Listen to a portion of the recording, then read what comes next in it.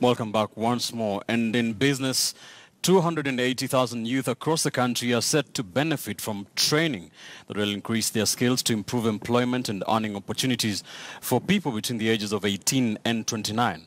The government, in conjunction with the World Bank, is implementing the Kenya Youth Employment Opportunity Program, which is a scale-up of the Kenya Youth Empowerment Project, which was implemented in conjunction with the Kenya Private Sector Alliance between 2010 and 2014. In Nairobi, the program is expected to see certified master craftsmen take on trainees who will benefit from training on the job and later certification.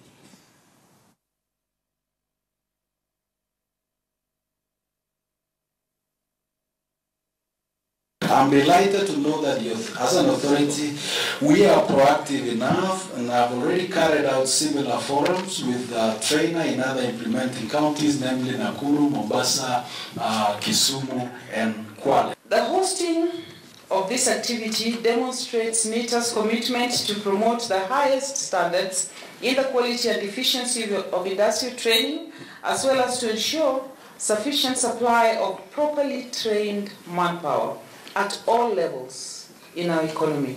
80% of the jobs are provided for in the informal sector. We want to change that narrative. In fact, we want to remove the formal sector, informal sector, because it's not informal if it's providing 80%.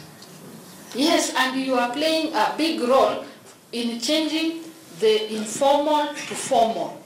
Because the whole issue about whether they're informal or formal is the recognition that they can stand somewhere and say that they are competent in this area, and they can provide that evidence of their competence. Sindio? Yeah, and then they can go even to other economies and bargain for better incomes because they have a document. But we here, we don't ask for it because we assume this is informal and they don't need to have certificates. And I'm sure it goes up to very complicated tasks that take years of training. Yeah. So we need to make them formal, and then we need to give people a chance.